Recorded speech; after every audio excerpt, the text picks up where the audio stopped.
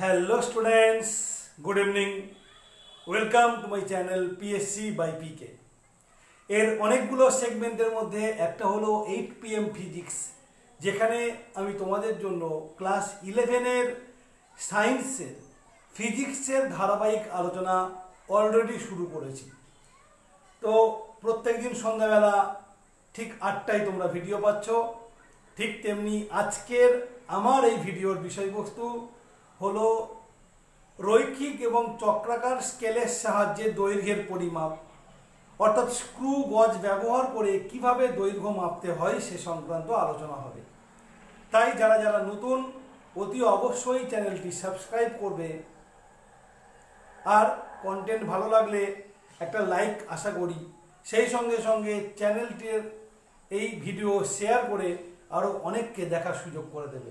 চলো শুরু করা যাক আজকের আলোচনা। স্ক্রু গজ। এই স্ক্রু গজ যন্ত্রটি মাইক্রোমিটার স্ক্রু নীতিতে কাজ করে। তো স্ক্রু কিভাবে কাজ করে তোমরা দেখবে, যদি আমাদের কাছে একটা স্ক্রু থাকে, যেমন নাট আর বোল্ট যদি থেকে থাকে, এবং আমরা যদি এই নাটটাকে ধরে ঘোরাই, তখন কি হয় না, তখন দেখা যায় যে ঘোরার সঙ্গে সঙ্গে এটা সামনের দিকে এগিয়ে যাচ্ছে, তাই না? একটা স্ক্রু যদি আমরা দেওয়ালে ফুটো করে আর তার মাথাটাকে স্ক্রু ড্রাইভারের সাথে ঘোরাতে থাকি, ডান দিকে পাক দিই, তাহলে দেখি সে আস্তে আস্তে ভেতরের দিকে যাচ্ছে, আর বাঁ দিকে পাক দিলে আস্তে আস্তে বাইরের দিকে আসছে। এই পাক দেওয়া বা ঘোরানো এটা নিশ্চয়ই আবর্তন গতি, আর সামনে যাওয়া পিছনে যাওয়া এই যে গতিটা, এটা রৈখিক গতি। তার মানে এখানে আবর্তন গতি এবং রৈখিক গতি একে অপরের সঙ্গে জড়িয়ে আছে, তাই অ্যাকচুয়ালি গতিটা হলো মিশ্র গতি।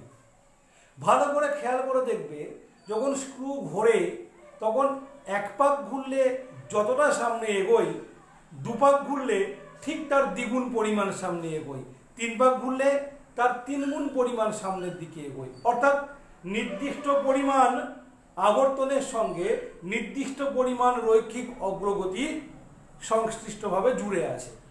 তো আমরা এখানে এটাকে কাজে লাগিয়ে কি করে অত্যন্ত সরু সরু দৈর্ঘ্য, যেমন ধরো একটা তারের ব্যাস, একটা ছুঁচের ব্যাস, একটা কলমের ব্যাস মাপতে পারি না, সেই যন্ত্রের নাম হলো স্ক্রু গজ। আমার কাছেই যন্ত্রটি রয়েছে, আমি তোমাদেরকে দেখাচ্ছি। দেখো স্ক্রু গজ যন্ত্রটি কেমন দেখতে। যখন প্র্যাকটিক্যাল করানো হবে তখন এই স্ক্রু গজ এর সাহায্যে যে প্র্যাকটিক্যালগুলো আছে, তখন ডিটেলসে আরও অনেক কিছু বলবো। এই হলো একটা স্ক্রু গজ যন্ত্র। যদি আমি খুব কাছ থেকে তোমাদেরকে দেখাই, তাহলে বুঝতে পারবে যে এখানে কি রয়েছে। দেখো, খুব কাছ থেকে দেখানোর চেষ্টা করছি। দেখতে পাচ্ছ, এই যে আমি যেটা ঘোরাচ্ছি, যে ঘুরছে, দেখো এর গায়ে সংখ্যাগুলো দেখা যাচ্ছে, তাই না? এই যে 0, তারপর দেখো 10, 20, 30, 40, 50, 60, 70, 80, 90, 90-এর পরে আরও কতগুলো ঘর কেটে করা আছে 0। তাহলে অ্যাকচুয়ালি এখানে মোট 100টা ঘর আছে। যদি ঠিক ঠিক করে কাউন্ট করো, তুমি দেখতে পাবে এখানে মোট 100টা ঘর আছে। এবং দেখো, আমি যদি এটা ঘোরাতে থাকি, এর ভেতরে একটা স্কেল কিন্তু ওপেন হচ্ছে, খুলে যাচ্ছে। দেখো 0-র পরে লেখা আছে 5, আর একটু খুলে দিলেই দেখতে পাবে 10। ওটা হলো অ্যাকচুয়ালি তোমার মিলিমিটারে কাটা একটা স্কেল, মিলিমিটার স্কেল এই ভেতরটা। ওইটাকে আমরা বলছি রৈখিক স্কেল। আর এই যেটা বৃত্তাকারে কাটা আছে, এর নাম হচ্ছে চক্রাকার স্কেল। কি হবে দেখো, যখন আমি স্ক্রুটাকে ধরে পাক দেব, এক পাক বুঝবো কি করে না, এই যে একটা দাগ কাটা আছে সরাসরি, দেখো যেখান থেকে যার গায়ে ওই 5, 10 এগুলো লেখা আছে, এই সোজাসুজি চক্রাকার স্কেলের যে দাগটা পড়বে, আমি সেটাকে চক্রাকার স্কেলের পার্ট বলবো। এখন কত আছে? 0 আছে। আমি এটাকে ঘোরাই একটা পাক, এক পাক ঘুরেছে, বুঝবো কি করে? এক পাক ঘুরলে আবার 0ই সামনে আসবে। দেখতে পাচ্ছ, এক পাক ঘুরে, ঠিক আছে? এরকম করে বেশ কয়েকবার পাক দিলেই বুঝতে পারবো যে এটা এক পাক ঘোরার জন্য স্ক্রু কতটা সামনে এগোচ্ছে। তো আমি যখন পরে প্র্যাকটিক্যাল করাবো তোমাদেরকে আরও ভালোভাবে একদম ক্লোজলি দেখিয়ে দেবো এক পাক ঘোরালে কত এগোই। আমি এখানে এখন মুখেই বলে দিচ্ছি, এক পাক ঘোরালে স্ক্রু সামনে এগোই ঠিকভাবে 1 মিলিমিটার।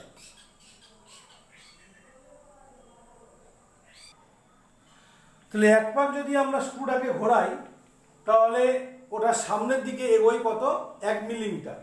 এই ব্যাপারটাকে আমরা বলি স্ক্রু পিচ।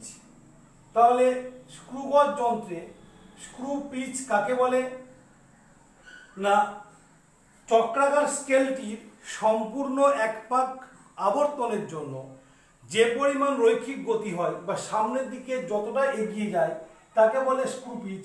আমার এই যন্ত্রে স্ক্রু পিচ মেপে আমি দেখলাম 1 মিলিমিটার। অনেক সময় হয় কি, একটা পাক ঘুরিয়ে ঠিক করে বোঝা যায় না কতটা সামনে এগোলো, তখন আমরা বেশ কতগুলো পাক দিই, 4-5 পাক দিয়ে দেখি যে কতটা এগিয়েছে।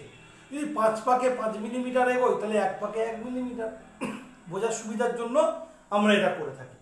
এবারে ভাবো যে আমি ঘোরাচ্ছি চক্রাকার স্কেল, সেখানে কতগুলো ঘর আছে না, সেখানে ঘর আছে হচ্ছে 100টা, 100 ডিভিশনস।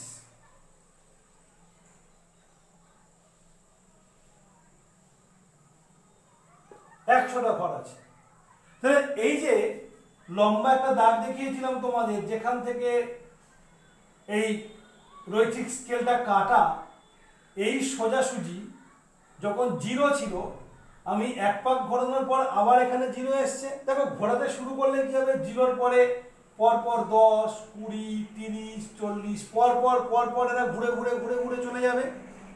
তার মানে কি 10 ঘর, 20 ঘর, 30 ঘর, 40 ঘর করে ঠিক 100টা ঘর ঘুরে গেলে আবার 0 এখানে আসবে, মানে এক পাক ঘুরে গেছে। তার মানে স্ক্রু পিচ যেমন আমি বলতে পারি যে এক পাক ঘুরলে কতটা এগোই, তার মানে 100টা ছোট ঘর ঘুরলে কতটা এগোই, ঠিক তো? তাহলে স্ক্রু পিচ 1 মিলিমিটার, তার মানে হলো চক্রাকার স্কেলের 100টি ঘর আবর্তনের জন্য সে সামনে এগোয় 1 মিলিমিটার।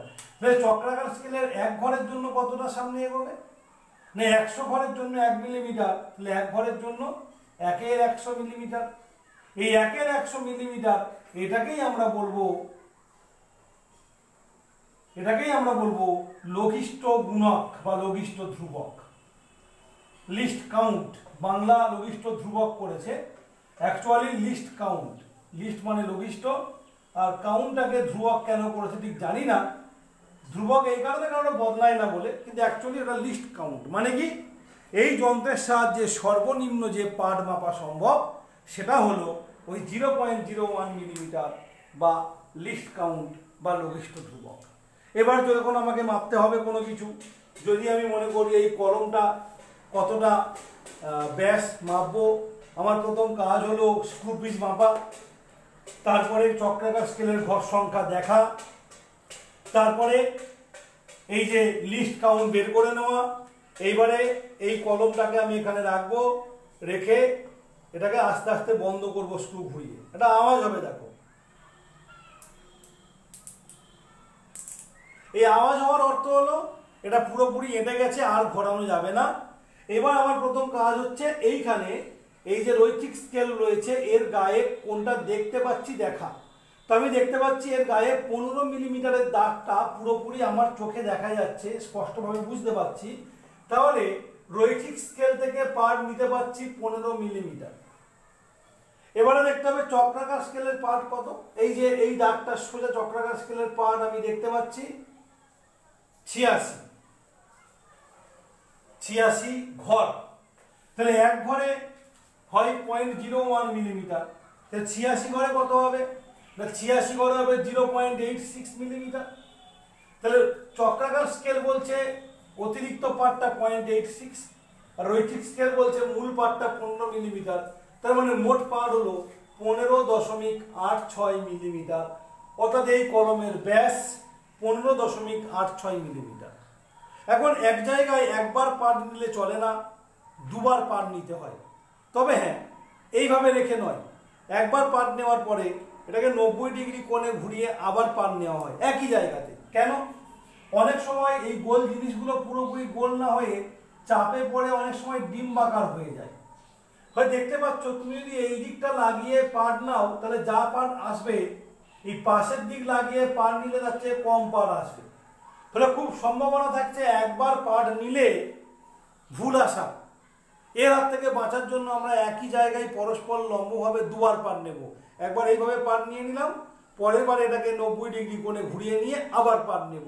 একটাকে বলবো প্রথম ব্যাস, একটাকে বলবো লম্ব ব্যাস, সেই দুটোর গড় নেব, সেটা হলো এই জায়গার ব্যাস। এরপরে আমরা এরকম 5-6 জায়গায় মেপে নিয়ে ব্যাসের গড় নির্ণয় করব। এইভাবে আমরা স্ক্রুগজ যন্ত্র ব্যবহার করে কোনো চোঙাকৃতি বস্তুর অথবা কোনো তারের ব্যাস নির্ণয় করতে পারি। আর তারের ব্যাস নির্ণয় করতে পারি মানে তারের প্রস্থচ্ছেদের ক্ষেত্রফল গণনা করতে পারি। তো তোমাদের যখন থিওরিতে প্রশ্ন করবে, যেটা করবে সেটা এরকম বলে দেবে যে চক্রাকার স্কেলের ঘর সংখ্যা কটা আছে আর স্ক্রু পিচ কত, সেখান থেকে তুমি বার করবে যে লঘিষ্ঠ ধ্রুবক কত। এই অঙ্কটাই পরীক্ষাতে পড়ে। অনেকেই কমেন্ট করেছো, আমি দেখতে পাচ্ছি, যে কি প্রশ্ন করতে হবে স্যার। তো কমেন্ট করে আমি যেটা পরিষ্কার বুঝতে পারলাম যে তুমি কিন্তু ভিডিওটা ভালো করে দেখোনি বলেই কমেন্ট করেছো। যারা ভিডিওটা ভালো করে দেখেছে কমেন্ট করবে না, কারণ ভিডিওর শেষে ডেসক্রিপশান বক্সে প্রশ্নের লিঙ্ক দেওয়া আছে। এবার সব ভিডিওতে নেই, তার কারণ অলরেডি বলেছি এই ইউনিট থেকে মাত্র 2 নম্বরের প্রশ্ন পড়ে, একটা এমসিকিউ, একটা ভিএসএ বা very short answer type question. তাই যে জায়গাগুলো থেকে প্রশ্ন পড়ে সেখানকার কোশ্চেনের লিঙ্ক কিন্তু ভিডিওর ডেসক্রিপশান বক্সে দেওয়া আছে। এছাড়াও এর পরবর্তী যে ভিডিওটা তোমরা পাবে, আজকে যেহেতু সিলেবাসটা শেষ হলো ইউনিট 1-এর, এরপরে বিগত বছরের 11-এর অ্যানুয়ালে যে প্রশ্নগুলো এসছে সেইগুলোর উত্তর নিয়ে কিন্তু নেক্সট ভিডিও, ফলে তোমরা জেনে যাবে কোন কোন প্রশ্নগুলো পড়তে হবে। ঠিক আছে? আর যারা কমেন্ট করছো তাদের জন্য বলছি, কমেন্ট করার সঙ্গে সঙ্গে তুমি কোথা থেকে কমেন্ট করছো সেটা জানাতে ভুলবে না। ওকে, ভালো থাকো, সুস্থ থাকো, আর ভালো করে পড়াশোনা করতে থাকো। আমার ভিডিওগুলো অতি অবশ্যই শেয়ার করতে থাকো।